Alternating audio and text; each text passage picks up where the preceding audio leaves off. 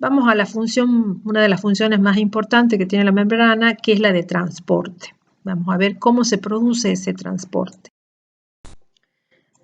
Vamos a hablar del transporte de membrana. ¿Esto qué quiere decir? Vamos a explicar de qué manera se produce el ingreso de sustancias, salida de sustancias a través de la membrana, a través de los espacios intermoleculares de los fosfolípidos y las proteínas. Tenemos dos tipos de transporte, el transporte pasivo y el transporte activo.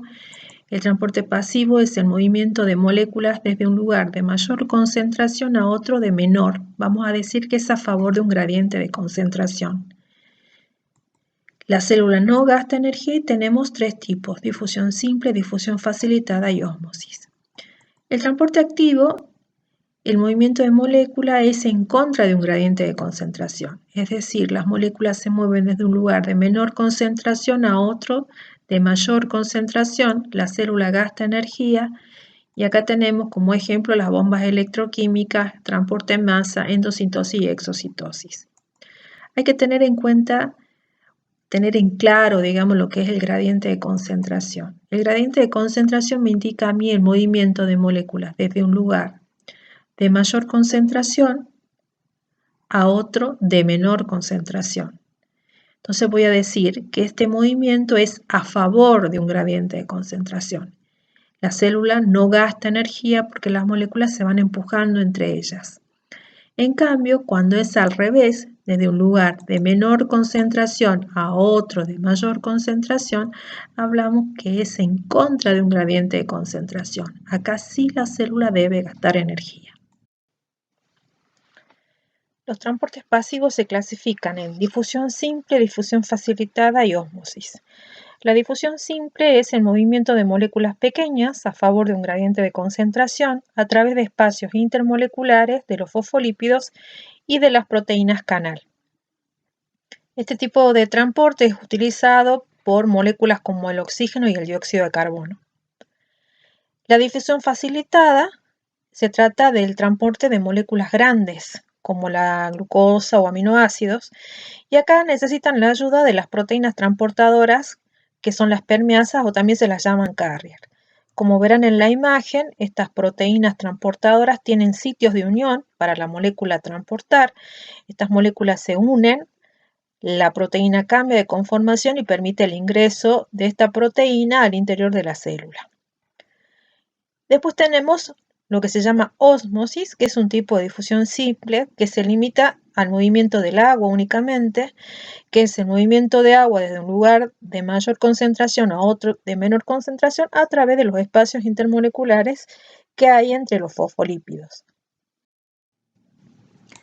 ¿Qué tengo que tener en claro para poder entender estos movimientos que son bastante complejos? Uno era el gradiente de concentración, que ya lo vimos anteriormente, y otro es que las sustancias que ingresan a la célula no se encuentran puras, sino que se encuentran en solución, que quiere decir que se encuentran disueltas, principalmente en agua. Entonces vamos a ver que tenemos dos componentes: el solvente, que es el que disuelve la sustancia, que vendría a ser el agua en este caso, y el soluto, que es la sustancia que se va a disolver en ese solvente.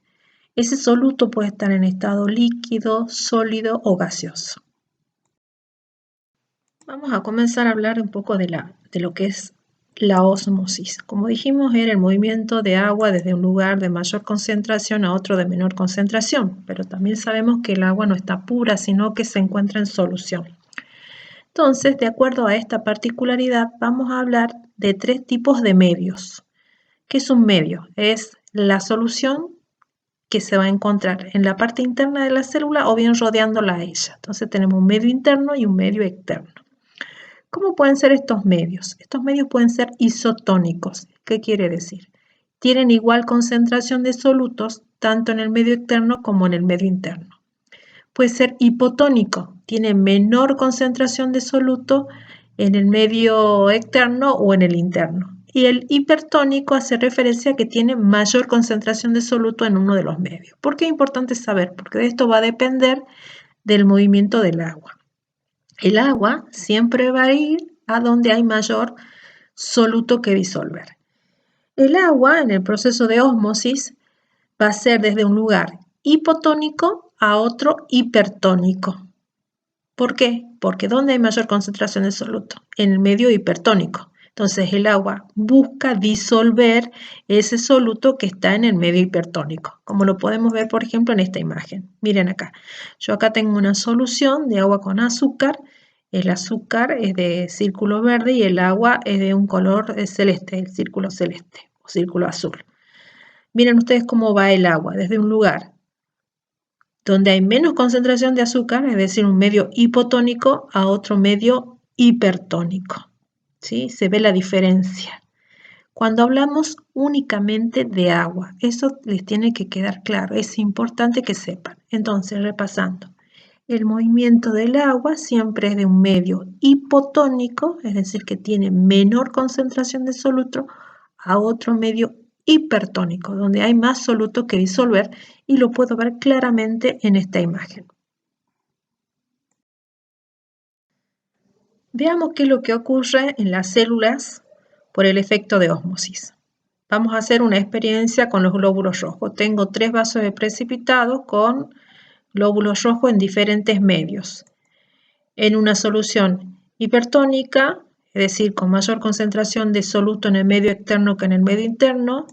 En una solución hipotónica, con menor concentración de soluto en el medio externo que en el interno. Y en una solución isotónica, es decir, que tienen igual concentración de soluto tanto en el medio externo de la célula como en el medio interno. Y vemos qué es lo que ocurre. En una solución isotónica, al haber igual concentración de soluto en ambos lados, no hay movimiento de agua. Por lo tanto, el glóbulo rojo se mantiene en su estado normal, como lo pueden ver en el dibujo. En una solución hipertónica, no se olviden que el agua siempre se mueve a donde hay sustancias que disolver. En esta solución hipertónica hay mayor concentración de soluto en el medio externo. Entonces, ¿qué va a pasar con el agua que está en la parte interna de la célula? Va a salir. Al salir, la célula es como si se arrugara, pierde el agua, se deshidrata, entonces hablamos que se plasmoliza, hay plasmólisis. Esto es malo para una célula animal, porque no tiene mecanismo para regular esta pérdida de agua. En cambio, los glóbulos rojos que los pongo en una solución hipotónica, donde tiene menor concentración de soluto, ¿qué va a pasar? El agua que está en el medio externo se va a dirigir hacia el medio interno del glóbulo rojo porque ahí hay soluto que disolver. Entonces ingresa agua. Vamos a ver que el glóbulo rojo se hincha. Entonces hablamos de un estado de turgencia. Esto también es malo porque las células animales no tienen mecanismo de regulación a veces para perder el agua que ingresa a esa célula, que puede llegar un momento en que estalle, ¿no? Si sigue ingresando agua. Esto no ocurre en las células vegetales. Veamos acá en el dibujo que está por debajo del que está representando los glóbulos rojos. ¿Qué es lo que tienen las células vegetales? Tienen la pared celular. La pared celular justamente es para eso, para ayudarla a mantener la forma de acuerdo al medio donde se encuentren. Fíjense, si está en un medio hipertónico, va a perder el agua porque se va al medio externo, pero ¿quién ayuda a mantener esa forma? La pared celular. Esto lo podemos ver cuando no regamos una planta. Al no regar una planta, ¿cómo vemos las hojas? Las hojas se amortiguan, ¿sí? Luego le agrego agua y vuelve de nuevo a su estado normal. Está en un medio isotónico.